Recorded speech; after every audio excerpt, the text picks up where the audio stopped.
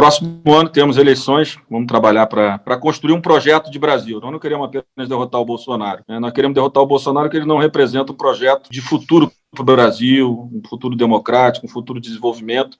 Eu queria a sua opinião sobre como é que nós conseguiríamos construir um caminho onde os partidos, né, que representam a democracia poderiam construir juntos um projeto de Brasil olhando 10, 20 anos para frente. Eu acho que essa questão é aquela que se imporá para quem quiser proteger o Brasil de uma disputa irracional de ódios e afetos. Quando o ódio e o afeto, especialmente o afeto pouco crítico, dominam, é a inteligência que não prevalece. E o problema do Brasil, seja do ponto de vista sanitário, o problema econômico, o problema social, o problema de inserção internacional, é o mais grave da história do Brasil. Isso, então, recomenda, primeiro, trocar paixões e ódios por um debate reflexivo, um debate frio. Eu sou apaixonado pelo Brasil, eu sou indignado com as coisas, mas a prevalência há de ser o método. E aí eu advogo que nós precisamos celebrar um projeto nacional de desenvolvimento. O projeto supõe descrer da ilusão bem intencionada para alguns e equivocada para outros,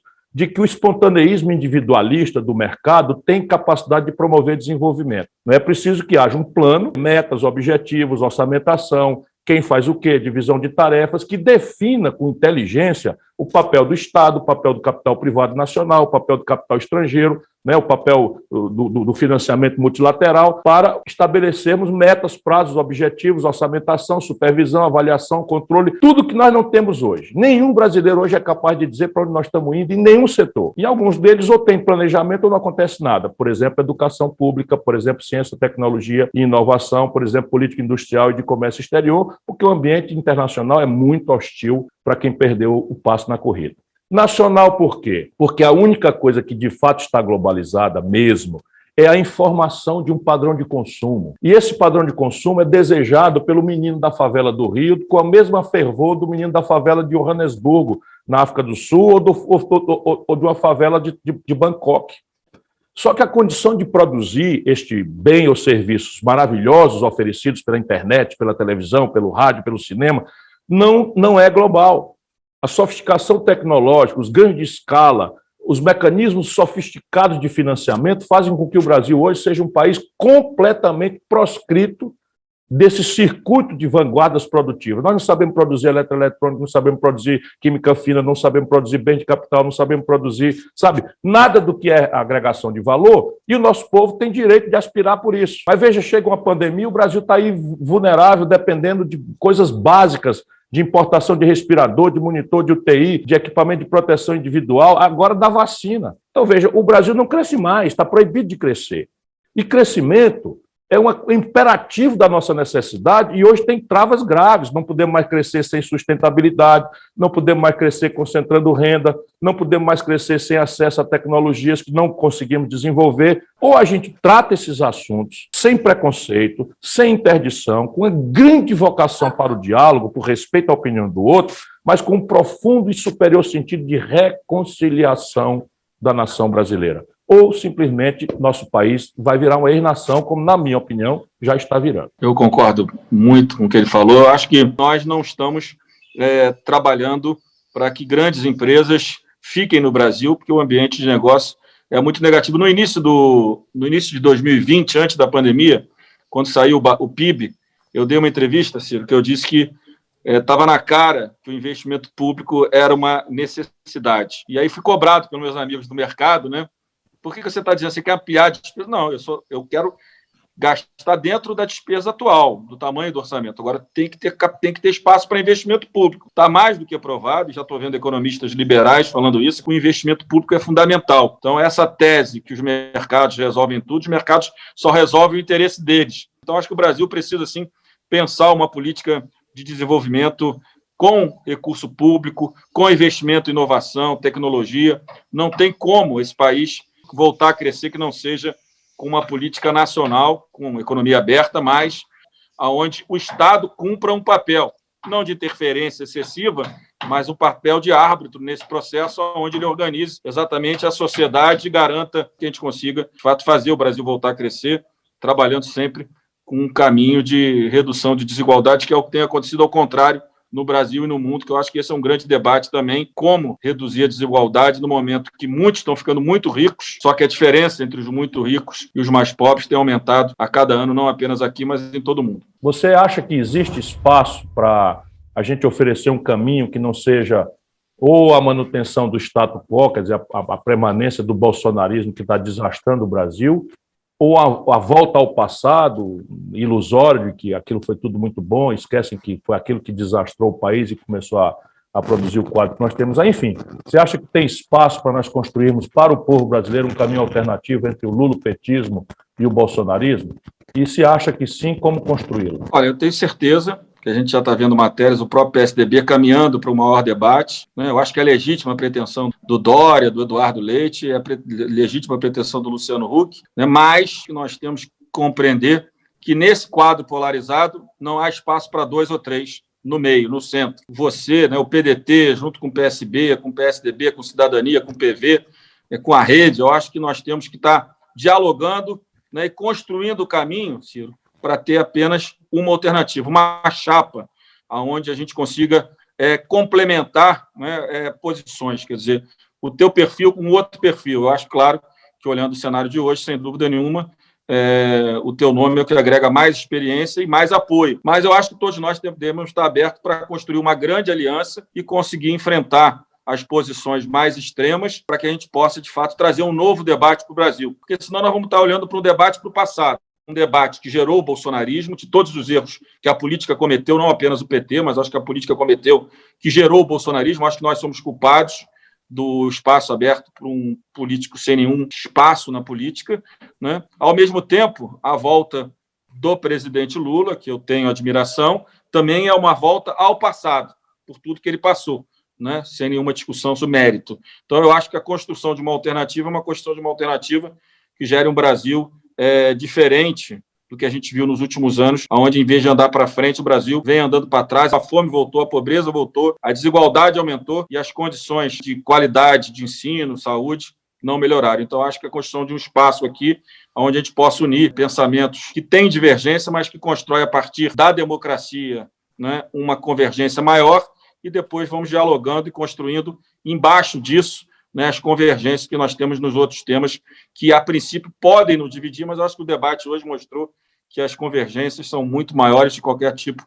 de diferença entre partidos de centro-direita ou chamados de centro-esquerda. Bom, eu comovidamente acho que não só existe o espaço, mas que é necessário que cada um de nós faça o que puder fazer, e isso quer dizer que eu estou disposto a contribuir no que estiver ao meu alcance para que se construa esse caminho, nesse terrível ano de 2021/2022, quando talvez sentarmos para conversar, premidos pelo calendário eleitoral, estejamos olhando para 500 mil de pessoas mortas e, evidentemente, com a seriedade que tem que nos caracterizar, nós não podemos dizer que o Bolsonaro é responsável por todas elas. Mas, certamente, a conduta anticientífica, negacionista, fazem do bolsonarismo responsável definitivamente perante a história pela extensão desse genocídio. Portanto, quando nós sentarmos para discutir, o Brasil também estará com um cenário de terra arrasada, sob o ponto de vista social, econômico e de relações internacionais. Isso quer dizer que nos impõe a todos nós 2 tarefas, não é só uma. A primeira é derrotar esse conjunto de valores, não é nos vingar do Bolsonaro, porque a nossa tarefa é construir, e nós precisamos demolir esse conjunto de valores, né, egoístas, valores genocidas, valores anti-humanos, valores anti-ambientais, valores anti-mulher, valores anti-comunidades LGBTQI, para, derrotando esse entulho, a gente fazer uma bela terreno para a construção. Mas a segunda tarefa talvez seja a mais exigente do nosso esforço, porque afetos e paixões, de novo, todos somos humanos e temos que tê-lo. Mas o que se impõe agora é a construção do que nós queremos botar no lugar, e aqui o debate tem que ser claro, para onde o Brasil quer ir, quanto custa, qual é o prazo, afinal de contas, qual é a dificuldade de se debater, seja direita, esquerda, centro, qual é a dificuldade de se debater esse conjunto de perguntas simples. Qual é o Brasil que nós queremos? Quanto custa produzir esse país em 30 anos? Qual é a tarefa dos 30 anos em 15, em 10, em 5? Quem faz o quê? Qual é o papel de cada setor do capital? Qual é o papel da força do trabalho? O sindicalismo brasileiro está esmagado. Não se faz nada em nenhuma sociedade do mundo sem um prestigiamento robusto da força de trabalho, porque isso é necessário para equilibrar as coisas. Como é que haverá capitalismo moderno sem consumo de massa? A questão ambiental não pode ser uma questão de amantes da natureza como nós somos. A questão ambiental é que o novo protecionismo global vai inibir as compras dos produtos brasileiros, da mineração, do agronegócio, se nós não demonstrarmos que nós estamos produzindo aqui com bases em práticas novas, sustentáveis, modernas. E, por fim, enfim, quanto custa esse projeto? Quem vai pagar essa conta? Essa é a grande discussão. E aí, meu irmão, não tenho a menor dúvida de que nós vamos estar juntos, porque eu estou disposto, com todo entusiasmo, a dar a minha contribuição. O que eu trago é uma indignação crescente, que eu vou ter que moderar, porque, às vezes, o meu jeito de falar bota o bicho a perder, eu estou consciente disso, mas nós precisamos ter alguma intransigência, né? E a intransigência é não dar mais para sobreviver num país que humilha a maioria esmagadora do seu povo com a miséria mais desumana. Para mim não dá, eu prefiro largar a política do que ser conivente com isso. Mas vai dar certo, vai dar certo.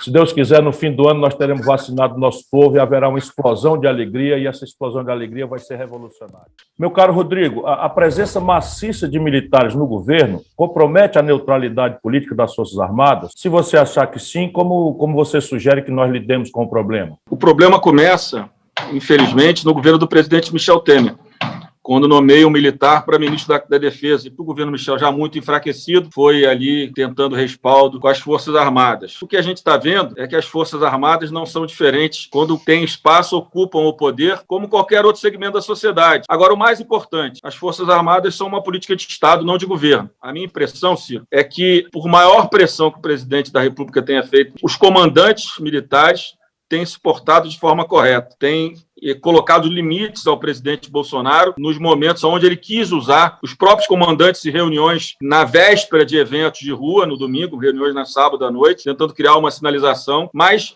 a nomeação de militares para cargos no lado civil gera distorções. E eu acho que o mais grave, na minha opinião, são menos preparados do que eu imaginava. A deputada Perpétua apresentou uma emenda constitucional de forma definitiva, eu acho que talvez até para o próximo governo, para não parecer que é contra esses militares, que o nosso problema até agora não são as Forças Armadas, eu acho que é muito mais nas polícias militares. A gente viu ontem o caso da Bahia. A gente deveria proibir qualquer militar na ativa de exercer cargo no Poder Executivo. Eu acho que essa PEC precisa ser aprovada, sem parecer que é contra a equipe do comandante Pujol, do Wilkes e do Bermudes, porque eu acho que são comandantes que estão cumprindo uma missão difícil num governo que não é democrático, que tenta não ser democrático. Essa é uma questão que precisa ser resolvida, já provou que a confusão está sendo grande, e acho que o preço que as Forças Armadas estão pagando na sua imagem é muito grande também, pelos absurdos que o presidente vem fazendo. Eu acho que agora nós temos uma questão militar, além de tudo mais que não falta ter de problema no Brasil. E, basicamente, é isso. Nós hoje temos 6.700, segundo o último levantamento que a minha assessoria fez, militares em posições de governo, no Executivo Federal. 6.700. Mais da metade militares da ativa. E isso é um problema sério, porque, queiramos ou não, do ponto de vista do Bolsonaro, ele transformou a cúpula das Forças Armadas num partido político. O povo brasileiro precisa saber que nenhuma nação que queira sustentar um projeto seu, de nação, pode fazê-lo sem forças de defesa extremamente profissionais, altamente modernas, sob o ponto de vista tecnológico, e vinculadas aos objetivos nacionais permanentes, que é o jargão da Escola Superior de Guerra, que está na formação deles. Ou seja, tarefa de militar não é entrar no mundanismo do dia a dia da política, tomar conta de vacina, mandar comprar cloroquina, porque isso desmoraliza as Forças Armadas. E isso está acontecendo. Ainda é generosa a aprovação do nosso povo, mas está caindo assim 1/3 daquilo que era o bom nome das Forças Armadas na opinião pública brasileira. Isso é muito ruim, mas isso não está sendo alcançado por acaso. É preciso que os comandantes militares se advirtam, não é? E eu tenho procurado fazer respeitosamente essa ponderação, de que esse tal papel de tutela da República não lhes pertence. Isso não existe, isso é uma formação antiga, o que nos remete, para além de uma legislação nova, como essa que a Perpétua está falando, E eu absorvo imediatamente esse compromisso. Eu não sou um neutro observador da cena brasileira, tenho um programa, estou tentando negociar uma candidatura à presidência da República, ficará proibido que militar da ativa, inclusive das polícias, participem do processo da política. Quer entrar para a política? Larga a farda e vem disputar a preferência eleitoral. Isso daí vai ter que ser revisto também, naturalmente, em diálogo respeitoso com os profissionais que são a maioria das Forças Armadas brasileiras.